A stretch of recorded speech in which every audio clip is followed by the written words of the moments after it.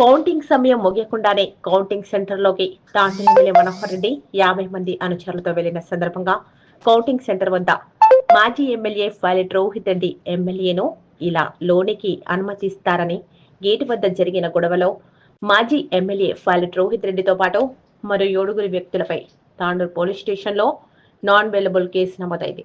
ఇప్పటికీ ఓ వ్యక్తిని అరెస్టు చేయగా మాజీ ఎమ్మెల్యేను అరెస్టు చేసేందుకు తాండూరు పోలీసులు హైదరాబాద్ నగరం మణికొండలోని ఆయన ఇంటి వద్దకు చేరుకున్నారు.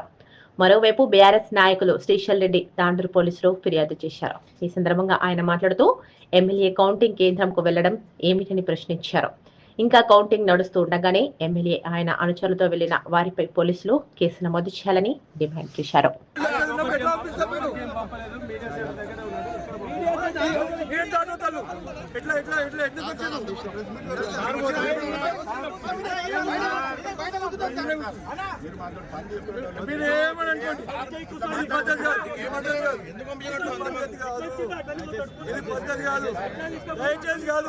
మీరు డ్యూటీ చక్కగా చేస్తే వాళ్ళు ఎట్లా పోతారండి? కొట్టే కాలికున్నావు కదా, నిన్ను అక్కడికి దొబ్బుతాను. నిన్ను కొట్టు ఎట్లా పంపిస్తారు?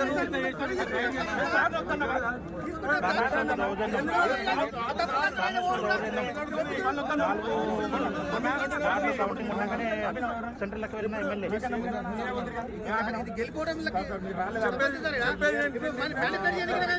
ఎమ్మెల్యే గారు పోయిందా?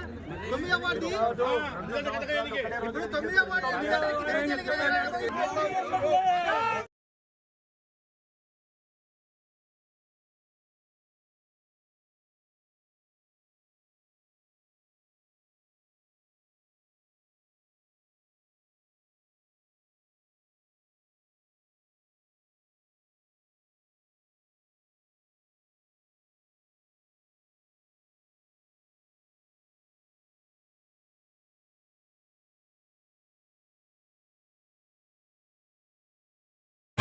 సెక్షన్ ఉల్లంఘించుండు, ఆయన మీద కేసు పెట్టండి అని అడిగినాం. ఎమ్మెల్యే బుయ్యాని మనోహర్ రెడ్డి గారు, నేను ఇందాక పేరు చెప్పినా కూడా మళ్ళీ రిపోర్ట్ చేస్తా, మనోహర్ రెడ్డి గారు, కరణం పురుషోత్తం గారు, డిసిసి అధ్యక్షుడు దారాసింగ్ గారు, స్వప్న పరిమళ్ గారు, రవిగౌడ్ గారు, వీళ్ళందరూ కూడా మొన్న కౌంటింగ్ కేంద్రానికి పోయింది.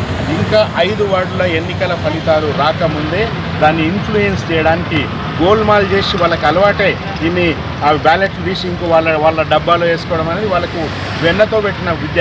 అది చేద్దామని పోయినరు. కాబట్టి ఎందుకంటే పోటాపోటీ ఫైట్ అయింది.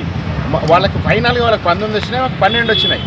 5 వార్డులలో మేము 36 కంటే తక్కువ ఓట్లతో ఓడిపోయినాం. సో లాస్ట్ 3-4 వార్డులు గెలిస్తే ఎక్కడ కష్టమవుతుందో వాళ్ళకి అని చెప్పి తారుమారు చేయడానికి పోయినరు. ఎన్నికల కోడ్ని ఉల్లంఘించిండ్రు, దానికి పోలీసులు అనుమతించిండ్రు. దాని మీద మేము ఎలక్షన్ కమిషన్ కంప్లైంట్ చేస్తాం, కానీ మనోహర్ రెడ్డి మీద కేసు పెట్టాలి మీరని మేము పోలీసులకు కంప్లైంట్ ఇవ్వడానికి వచ్చినాము. అయితే మేము ఇక్కడికి వచ్చినాం, టౌన్ సిఐ గారు లేరు, ఈరోజు శివరాత్రి, మొత్తం బందోబస్తు ఉన్నారు సిఐ గారు, దాన్ని మేము అర్థం చేసుకుంటాం. వెయిట్ చేసినాం. డిఎస్పీ గారు వచ్చారు, డిఎస్పీ గారిని అడిగినాం. ఆయన చాలా చాలా చాలా సహకారం చేసిండు. ఆయన ఒక ఆఫీసర్గా తన బాధ్యతలు తెలిసిన డిఎస్పీ గారు మా కంప్లైంట్ తీసుకున్నారు, సంతకం పెట్టి అక్నాలెడ్జ్మెంట్ మీద. అంతవరకు చాలా బాగా జరిగింది. దాని మీద ఏం చర్యలు తీసుకుంటారనేది చూడాలి. ఒకవేళ పోలీసులు 4 ముఖ్యమంత్రుల 2 ఎమ్మెల్యేల ఒత్తిడికి లోనయ్యేది చేయలేదనుకోండి, ఇంకా పైకి పోతాం, సుప్రీంకోర్టు దాకా పోతాం. నేను ఇంతకుముందే చెప్పిన, ముఖ్యమంత్రులను కూడా బొక్కలు దోసి జైల్లో పెట్టిన సుప్రీం న్యాయ వ్యవస్థ మన దేశంలో ఉంది. కాబట్టి ఖచ్చితంగా న్యాయం జరుగుతుందని మేము మా విశ్వాసం. షేర్ చేయండి, ఛానల్ ని సబ్స్క్రైబ్ చేయండి. అలాగే ఇక్కడ ఉండే ఈ గంట సింబల్ ని క్లిక్ చేయండి. మేము అప్డేట్ చేసే ప్రతి వీడియో నోటిఫికేషన్స్ మీకు వచ్చేస్తాయి.